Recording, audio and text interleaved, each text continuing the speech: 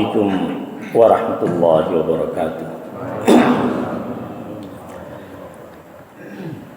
Alhamdulillahilladzi hadana lil Islam wa ma kunna linahtadiya laula an hadana Allah. Usalli wa sallim ala sayyidil bashar imamil muttaqin habibina wa qaidina wa qurrati ayunina Muhammad ibni Abdullah al-mab'uts rahmatan lil alamin wa ala alihi at-tahirin wa ala ashabihi al-akhyar alladzina jahadu fillahi wa nasharu hadzal din wa ala sa'iri ummatihi alladzina yattabi'una hudahu ila yaumiddin. Amma ba'd. Usi nafsi wa iyyakum bitaqwallahi faqad faza muttaqun.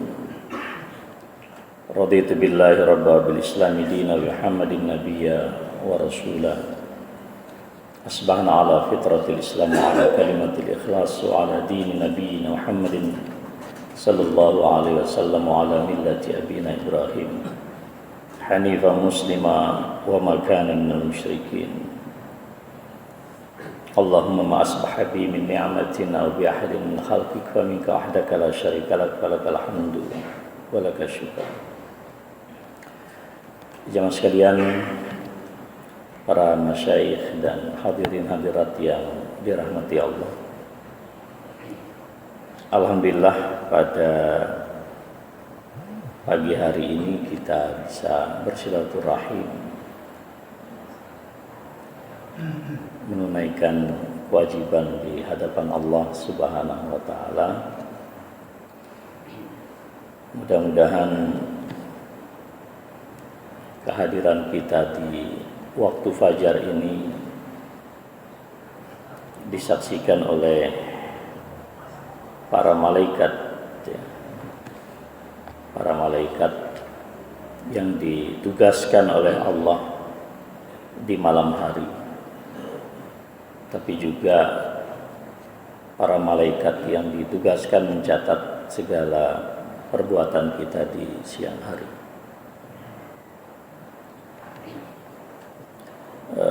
Jamaah sekalian yang saya muliakan, saya diberi amanah untuk sama-sama mengkaji kembali tentang Al-Quran sesungguhnya. Yang saya lihat di poster itu judulnya Jahiliyah modern. Sesungguhnya sebelum masuk pada terminologi jahiliyah, kita ingin membaca apa yang disampaikan oleh Allah, mengkaji secara semantik ma ma'nal jahl fil Quran.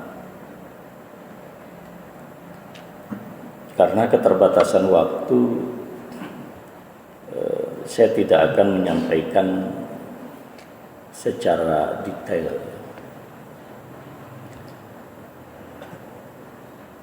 Dalam penjelasan Al-Quran,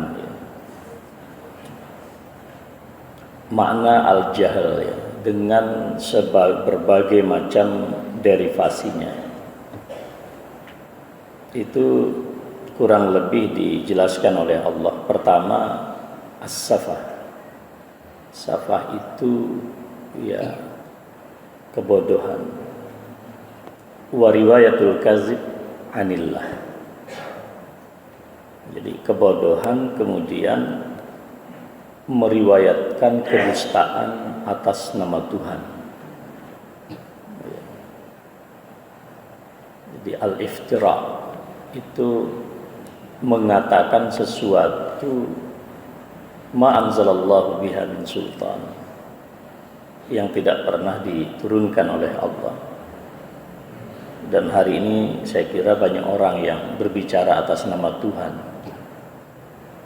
bahkan menghina orang lain pun juga atas nama Tuhan. Ya. Wa idz qala Musa liqaumihi innallaha ya'murukum an tazbahu baqarah qalu atattakhizuna khuzwa qala a'udzu billahi an akuna minal jahilin. Ketika Nabiullah Musa mengajarkan kepada kaumnya apa yang diperintahkan oleh Allah, kemudian mereka mengcounter, dikira ini main-main, apa-apaan gitu. Nah, sikap a priori kaumnya itulah kemudian Nabi Musa berlindung dari karakter seperti itu. A'udzubillahi an akuna minal jahilin. Jadi banyak orang hari ini kalau dikatakan ini diajarkan oleh Allah, dia nggak mau. Sudah dibilang zina itu atas nama apapun haram dan merusak kemanusiaan.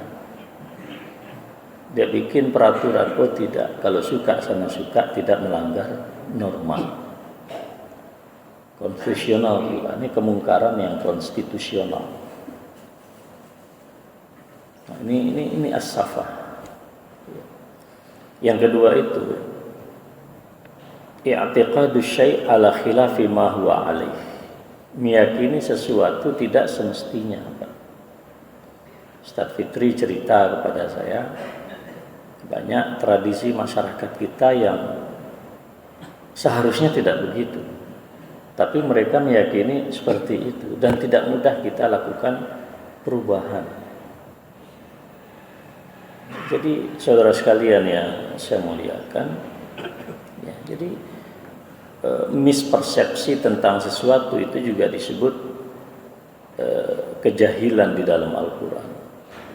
Yahsabuhumul jahil aghniya minat ta'affuf.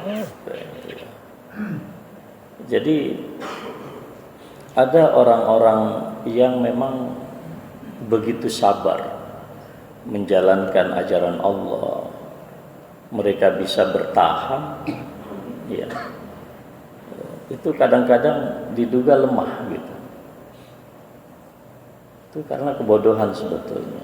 Kan seringkali kalau ada suatu peristiwa gitu, Muhammadiyah kita ini tidak biasa merespon sesuatu itu spontan. Jadi ketika peraturan Menteri Pendidikan itu keluar, semua ormas sudah teriak, sebagian turun di jalan, kita masih melakukan pendalaman tentang persoalan itu. Lalu dituduh, wah Muhammadiyah semangat nahi mungkarnya sudah kurang. Padahal bukan gitu persoalan. Persoalannya itu kita memahami dengan baik. Karena apa? Al-hukmu ala syai' far'un an tasawwurihi. Ketika menghukumi sesuatu itu bagian daripada persepsi kita. Dan para fuqaha kalau ingin memberikan suatu hukum terhadap suatu persoalan, maka tasawurnya itu harus jelas, Pak. Persepsinya tidak boleh salah. Ini sekarang banyak diantara kita juga, para dai pun juga demikian. Kita tidak setuju dengan berbagai macam perilaku kesyirikan di kuburan misalnya, tetapi belum tentu semua peristiwa yang terjadi dalam ziaratul kubur lalu otomatis kesyirikan. Maka apa yang terjadi di satu daerah, masyarakat sampai demo 6.000 orang membakar pesantren, itu bukan karena, jangan semata-mata menyalahkan masyarakat. Karena ada tasawur pada seorang dai mubalik yang belum selesai tentang struktur sosiologi masyarakat, apalagi tentang sejarah kebudayaan yang ada di situ. Maka Mu'adz bin Jabal ketika beliau diutus, dan Mu'adz bin Jabal ini orang yang memahami betul struktur geografis termasuk juga persoalan kebudayaan yang ada di Yaman, di selatan Saudi. Itu pun Nabi masih katakan kepada beliau, innaka ta'ti qauman ahla kitab. Hei Mu'adz, diwanti-wanti. Anda akan datang kepada satu masyarakat dan mereka itu ahli kitab. Ahli kitab punya karakter, Pak. Maka strategi komunikasinya berbeda. Iya kan? Menghadapi satu kekuasaan dipimpin oleh Pak SBY dengan Pak Jokowi berbeda, sama-sama presiden. Tapi strategi dan pendekatan berbeda. Menghadapi Pak Karno, Pak Harto berbeda. Substansi tidak. Gitu loh. Jadi ini yang kedua, jangan sampai tasawur kita apalagi sebagai dai, ya. Jadi dai kalau ingin menyelesaikan satu persoalan, Ustaz Fitri cerita bagaimana beliau melakukan transformasi pemahaman masyarakat tentang kuburan, ya. Saya kira perlu ada dialog, perlu ada kesepakatan. Kalau keluarganya masih resisten, misalnya yang ideal ada 1 sampai 5, mereka menolak 1 sampai 3, kan masih 2 kebaikan yang tersisa. Ma la yudraku kulluhu, la yutraku julluhu. Jadi jangan kalau enggak 5 saya enggak mau, itu berarti mubaliknya enggak punya pandangan yang baik. 5 yang ideal, 3 ditolak, 2 diterima. Jangan tinggalkan yang 2, Pak. Karena kaidah agama kita, yang tidak bisa diraih semuanya bukan ditinggalkan semuanya. Sehingga ada titik temu, Pak, antara masyarakat dan para dai kita. Ketiga, al-jahl itu bermakna al-ma'siyat. Innama taubatu 'alallahi lilladzina ya'maluna su' bijahari. Jadi melakukan kemaksiatan itu konteksnya juga kebodohan. Maka orang bermaksiat mesti bodoh. Koruptor mesti bodoh, meskipun profesor. Meskipun ulama. Ada nggak ulama yang korup? Ada juga. Karena korupsi yang terbesar bukan cetak buku matematika, tapi Al-Quran. Ya kan? Bapak pernah mendengar. Anda bisa bayangkan itu. Mencetak komik dengan harga yang tidak semestinya itu korupsi. Ini Al-Quran. Ya. Jadi itu makna yang ketiga. Yang keempat, yang dinyatakan dengan al-jahl itu adalah apa? Ad-dhalal bi masyiatillah. Kesesatan di dalam apa? Memahami kehendak Allah Subhanahu wa ta'ala.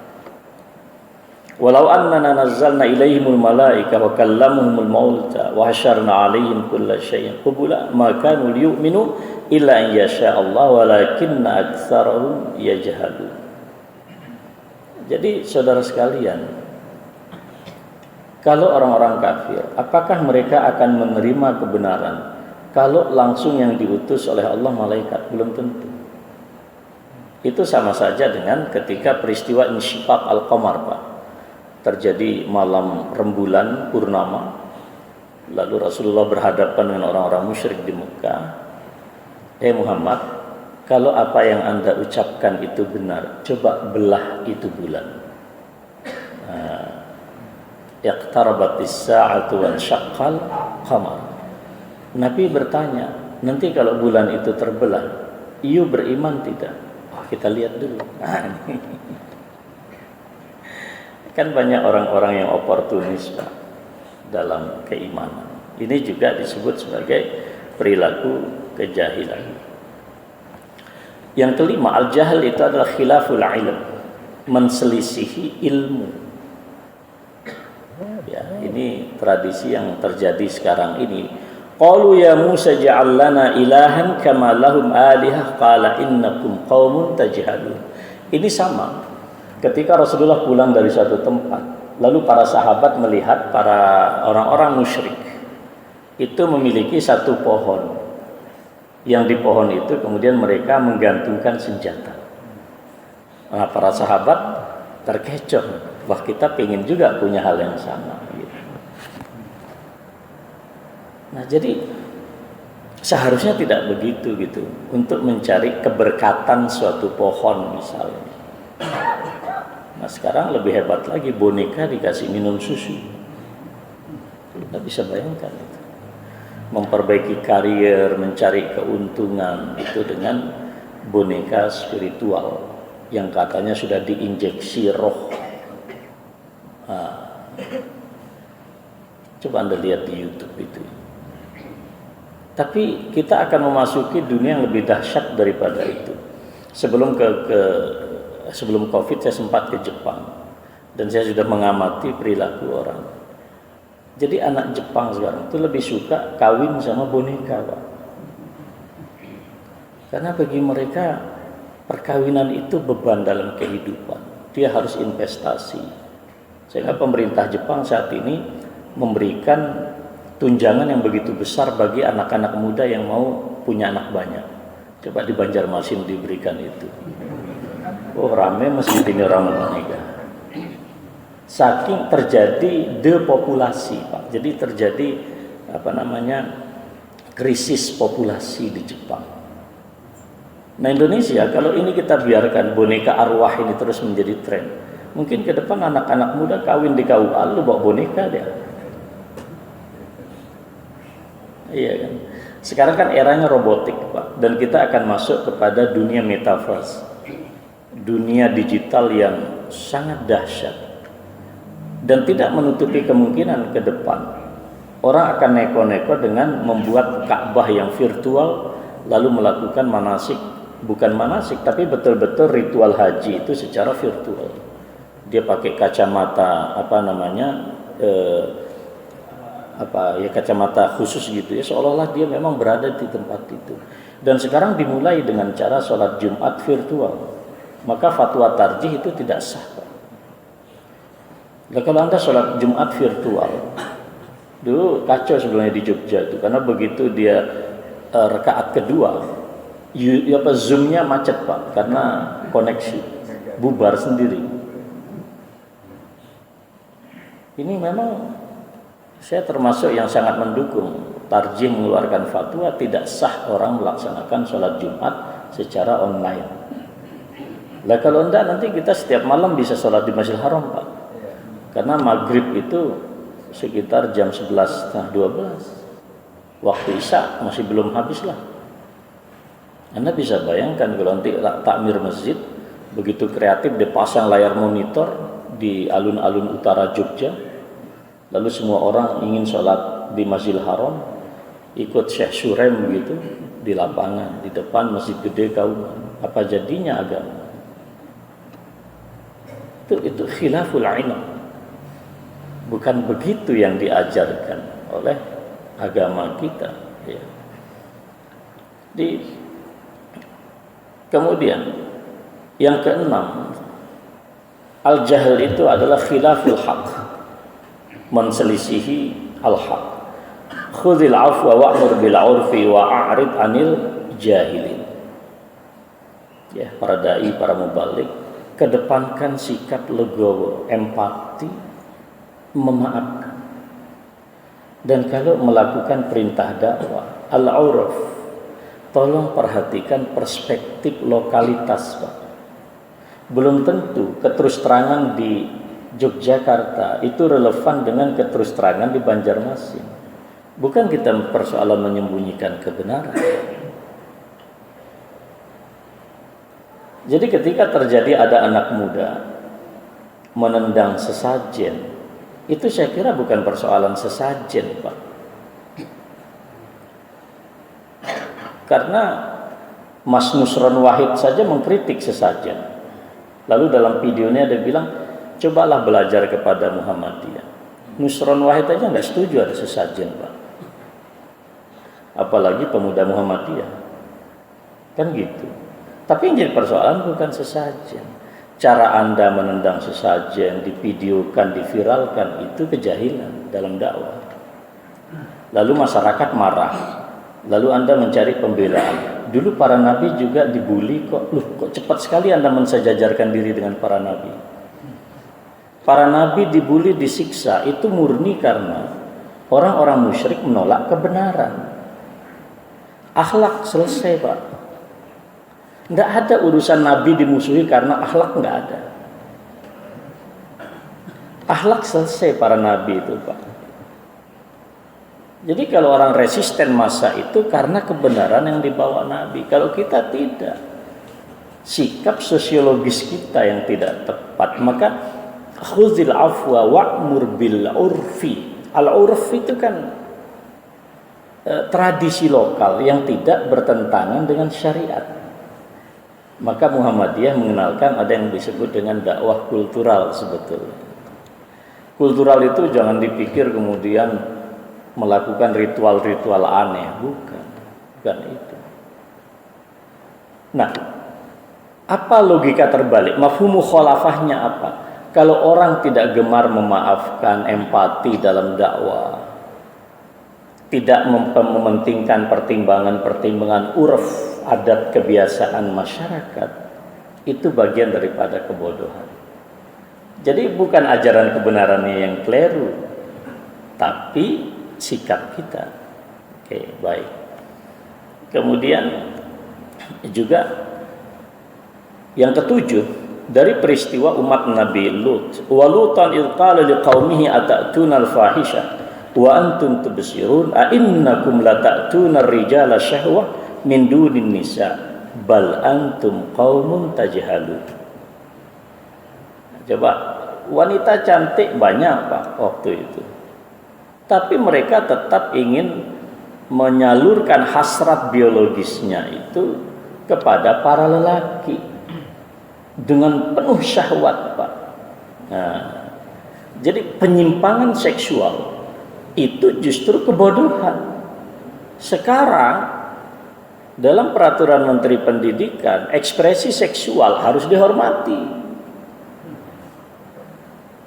Jadi kalau ada mahasiswa pakai daster ke kampus lalu pakai lipstik, nggak boleh disalahkan. Karena itu ekspresi orientasi seksual. Dalam Quran perilaku ini kebodohan, tapi dalam peraturan Menteri Pendidikan hak azazi yang wajib dihormati dosen. Coba gimana kita ngajarkan al-Islam ke Muhammadiyahan? Bagi kita rela atau tidak rela, hubungan laki perempuan haram. Permendikbud kalau suka sama suka tidak melanggar. Nah, mumet enggak Ustaz Fitri? Mumet, Pak. Ada anak hamil masuk di ruang pengadilan, ditanya, "Kenapa Anda hamil?" "Ini ekspresi kebebasan saya, Pak Hakim." Titik, selesai masalah. Tidak ada yang bisa dihukum, walaupun orang tuanya menjerit nangis itu. Nah, sekarang kita dipaksa mengakui norma-norma yang menyimpang itu secara konstitusional. Loh, kalau aku ngomong kayak begini, Pak, jangan katakan, "Oh, Ustadz ini kok tidak taat pemerintah." Oh, enggak. Muhammadiyah punya paham. Kalau pemerintah lurus kita dukung, kalau pemerintah tidak lurus ya kita ingatkan.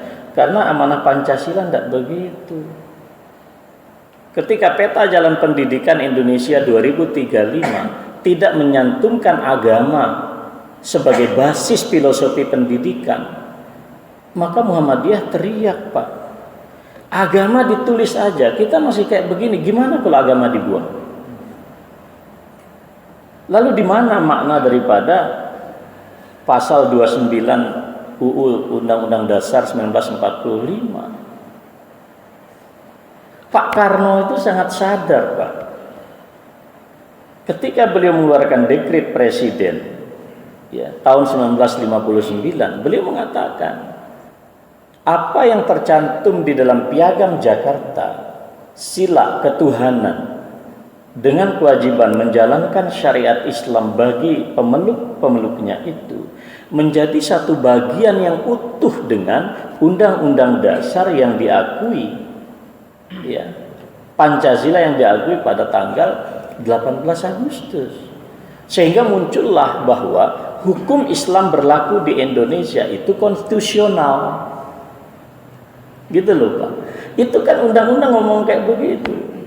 Maka aspirasi umat Islam ya seharusnya diambil dong. Apa aspirasi umat Islam? Ya, seks bebas itu haram. Itu saja dasar kita, Pak. Tapi begitu kita sampaikan, lalu dibilang kita tidak taat ulil amri. Mau kemana sampean? Tapi dalam perspektif kisah Nabi Lut,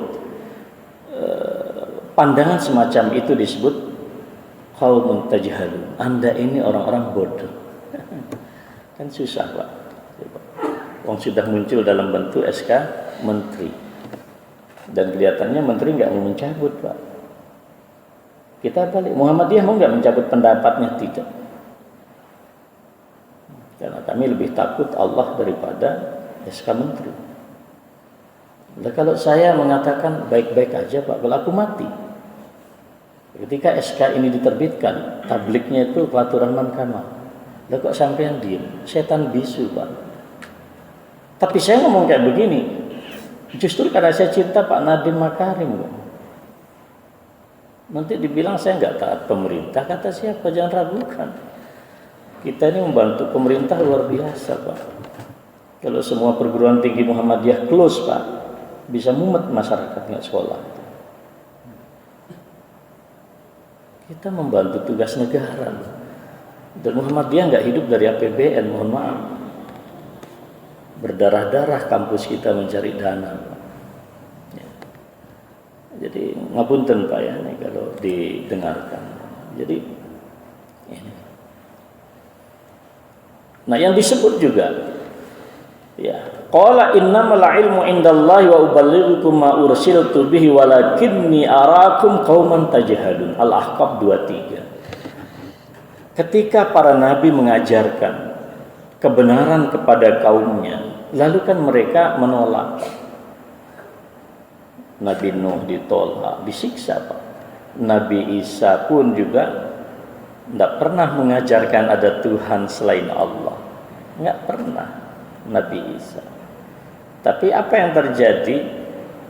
Resistensi terhadap kebenaran itu disebut oleh Allah dengan lisan para nabi, walakinni arakum qauman tajhalun. Anda ini orang-orang bodoh. Yang kesembilan, kebodohan itu adalah karakter karakter kemunafikan, hipokrasi, karakter jiwa yang terbelah. Kalau di masjid soleh, kalau di kantor korupsi. Ini orang-orang yang punya nomor WhatsApp-nya para malaikat sehingga bisa negosiasi. Kalau di baliho-baliho itu kelihatan orang soleh. Ya. Tapi sebetulnya tidak melakukan apa-apa untuk republik. Itu juga disebut sebagai al-jahl.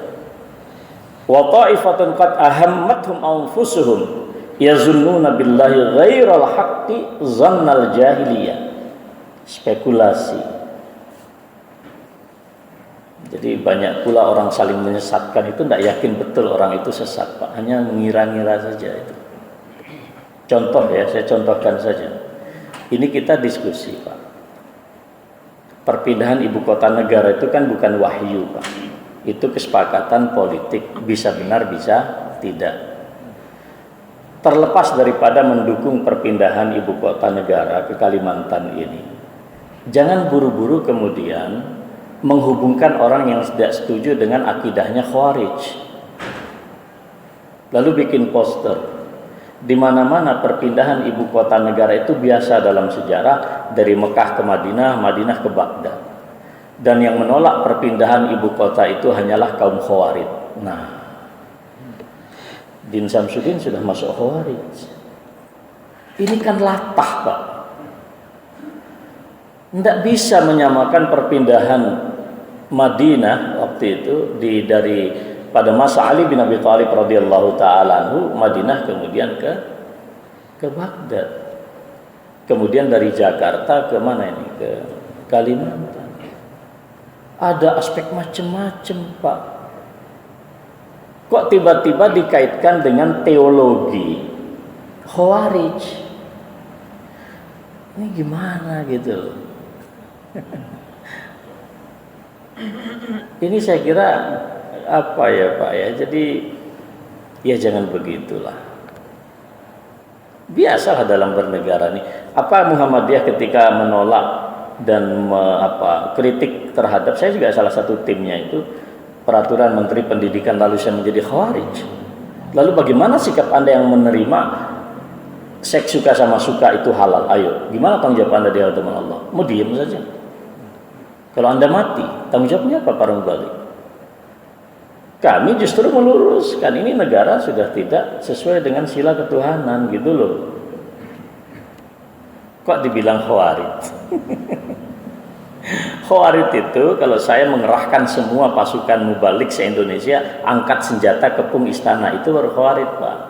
Dan itu haram hukumnya, dan tidak mungkin Muhammadiyah melakukan itu. Karena bagi kita wajib taat kepada pemerintah yang konstitusional.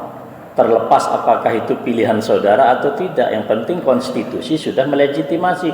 Tugas kita adalah patuh. Tapi kalau ada kekurangan, tugas kita menggenapi. Kalau ada yang tidak tepat lurus kita, tugas kita meluruskan. Tidak ada urusan dengan khawarij. Saya kan belajar akidah juga di Madinah. Nah, ini teman-teman di lapangan sudah saling serang poster sekarang, Pak. Mendukung perpindahan ibu kota, otomatis pasti taat ulil amri. Kalau kritis itu khawarij. Nah, ini salah, Pak. Karena nanti kejebak Anda nanti. Kalau seorang ustadz ditangkap oleh Mabes Polri karena itu bukan ustadznya, maka dikatakan, oh itu karena dia tidak taat kepada hukum negara. Begitu ustadznya ditangkap oleh Polda, nah inilah kezaliman hukum negara. Ini urusannya apa Anda ini? Kok nggak konsisten? Lah pasal yang dipakai sama kok. Ya kan? Hanya beda ustadz aja tuh. Ya kan? Satu Habib Rizik, yang satu jauh di bawah saya di Madinah. Sama-sama pasalnya sama. Yang fair lah. Ya, Bapak sekalian dan saya muliakan. Ya. Wala tabarrajna tabarrujal jahiliyatil ula. Tradisi sebelum Islam yang bertentangan dengan Islam itulah jahiliyah, termasuk yang eksis sekarang. Kemudian yang terakhir, il ja'alal ladzina kafaru fi qulubihimul hamiyah hamiyatal jahiliyah. Karakter kekufuran. Nah, kalau semua makna semantik tentang kejahilan itu dirumuskan dalam satu kata masdar sinai al-jahiliyah, berarti menisbatkan sesuatu kepada kebodohan. Biasanya ada dua bentuknya, itu tak tambahannya di ibunya huruf iya di belakang, kemudian tak marbutah.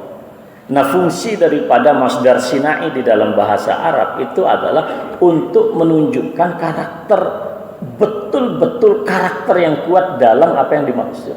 Jadi kalau kita nyebut jahiliyah berarti suatu karakteristik yang betul-betul bodoh. Wah, gitu loh maknanya itu. Jadi bukan sekedar kebodohan, bukan. Betul-betul bodoh. Jadi sebetulnya Muhammadiyah juga sama. Muhammadiyah betul-betul pengikut Muhammad. Gitu loh, Pak. Nah, dari semua makna semantik yang kalau kita rumuskan ada 4 kata jahiliyah makna umumnya itu, Pak. Yang semuanya itu kalau kita rumuskan hanya 4 saja. Yang pertama adalah yazunnuna billahi dzannal jahiliyah. Ini spekulasi. Spekulasi filsafat. Jelas Allah mengatakan inna dina indallahil Islam. Muncul filsafat barat. Oh tidak. Kebenaran itu beragam. Ibarat matahari yang mengeluarkan cahaya, maka cahaya itu bisa berbentuk macam-macam, tapi sumbernya adalah satu. Dia ibarat jeruji suatu roda, porosnya satu, dia bercabang. Oleh karena itu dia konstruksi satu teologi yang disebut dengan transcendence unity of religion. Ada kesatuan transendensi agama-agama. Lalu Nur Khalis Majid mengatakan secara hakiki semua agama itu sama, tetapi implementasinya ada yang Yahudi, Nasrani dan lain-lain, tapi menuju Tuhan yang sama. So dia bilang tidak ada kebenaran mutlak bagi satu agama, semua agama adalah sama. Ini spekulasi, Pak. Dan sekarang muncul dalam macam-macam ini, Pak. Ini yang pertama. Yang kedua, wala tabarrajna tabarrujal jahiliyatil ula. Jahiliyah itu masuk dalam konstruksi budaya. hubungan sesama jenis haram dan terlaknat Pak, atas nama apapun. Tidak bisa kita menjadikan deklarasi universal hak azazi manusia yang dideklarasikan oleh PBB tahun 1948 menjadi sumber nilai kita, nggak bisa.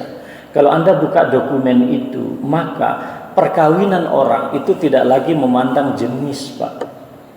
Yang penting dia punya orientasi seksual, terserah dia mau laki sama laki, mau perempuan sama perempuan. Kalau tidak, tidak. Gitu loh Pak. Ini budaya jahiliyah. Banyak orang untuk menunjukkan eksistensi diri semakin membuka aurat yang seharusnya ditutup aurat. Tidak ada hubungannya antara kemajuan teknologi dengan buka aurat Pak, tidak ada. Ini yang kedua. Yang ketiga adalah hamiyat al-jahiliyah. Hamiyat al-jahiliyah itu sistem dan struktur sosiologis yang berkembang di masyarakat. Budaya apa? Budaya fanatisme, dan ini yang mendera umat Islam saat ini. Hamiyat al-jahiliyah.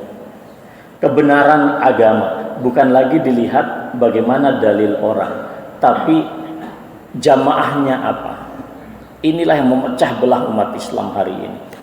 Dan ingat, yang ditakutkan oleh orang-orang non-muslim bukan ayat tentang jihad dan perang. Yang ditakutkan adalah innamal mu'minuna ikhwah. Perbedaannya nggak banyak Pak, nggak banyak. Tapi seolah-olah kemudian perbedaan itu menjadi sedemikian rupa, dilarikan ke sana kemari sampai ibu kota negara saja bawa-bawa ideologi khawarij. Ini kan aneh betul ini. Hanya untuk menopang ustadznya itu berpihak kepada mana. Ini jahiliyah Pak. Maka orang Muhammadiyah selalu saya katakan, bermuhammadiyahlah dengan ilmu, bukan dengan syahwat. Ya kan?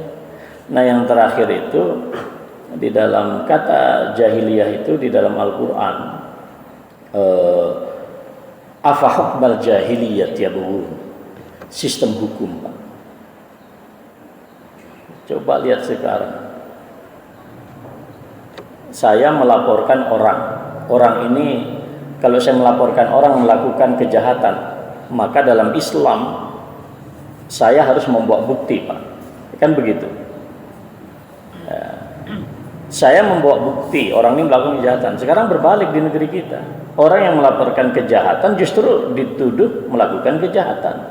Maka seorang ilmuwan dari barat mengatakan, kalau Anda membongkar satu kejahatan, kok kemudian Anda dituduh jahat, yakinlah Anda sedang berada di tempat dikuasai oleh penjahat.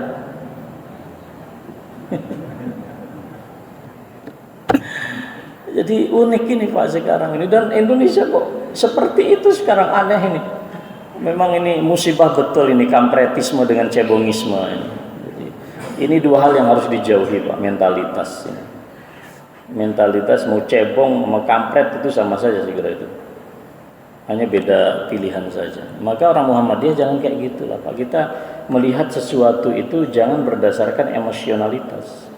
Politik ini berubah macam-macam Pak, nggak tahu kita. Jadi jangan sampai ya banyaklah yang kita latah ini kan. Ya, jadi saudara sekalian yang saya muliakan, inilah jahiliyah. Nah terakhir sekali, sekarang ini kemudian saya ingin akhiri dengan satu ayat Al-Quran ya, di dalam surat apa yang saya catat ya, ya'lamuna zahiran minal hayatid dunya wa hum 'anil akhirati hum ghafilun.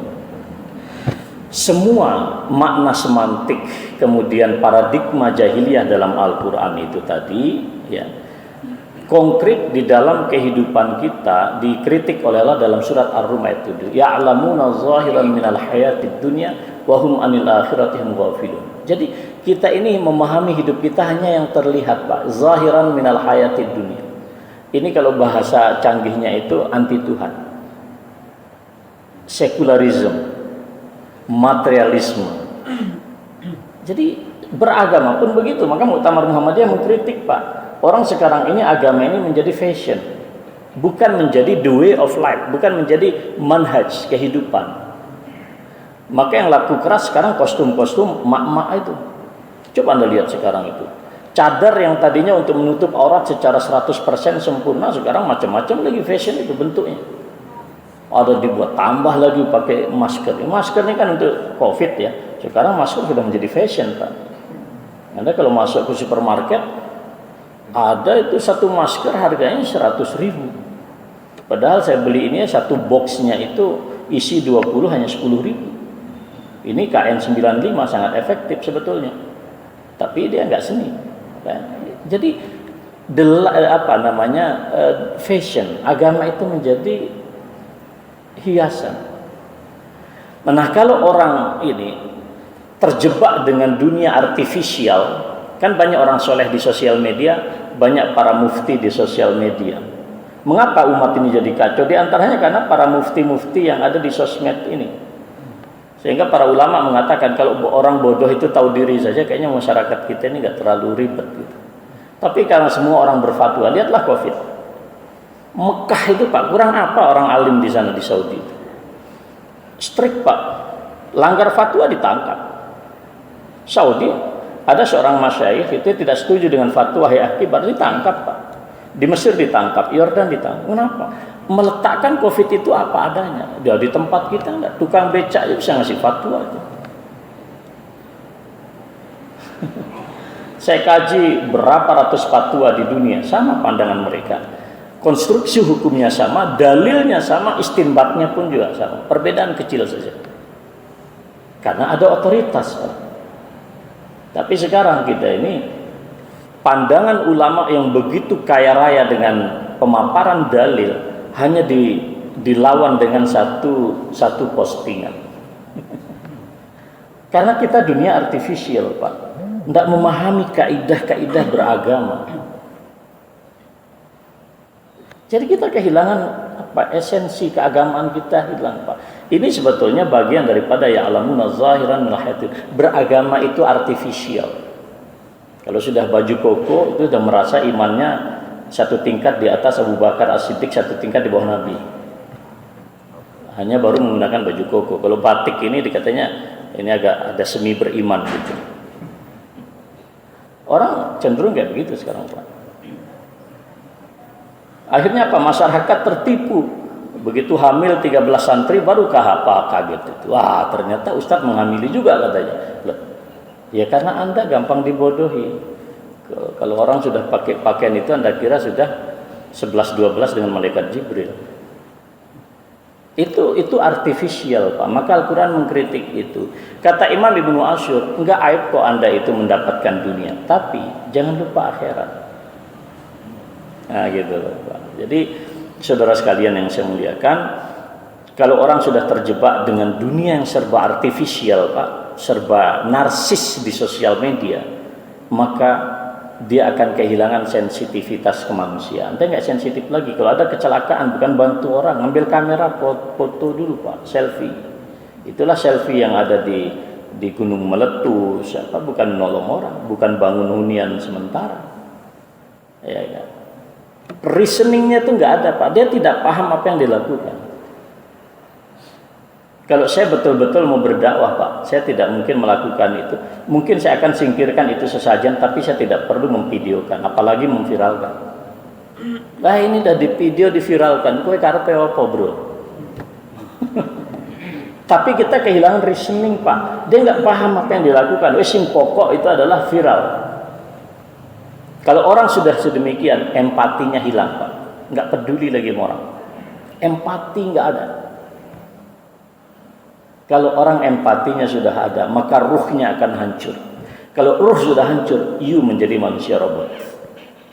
Walaupun berbalut apapun. Nah, ini berbahaya, Pak. Ini jahiliyah zaman modern. Nanti kawin nggak mau tapi punya anak boneka.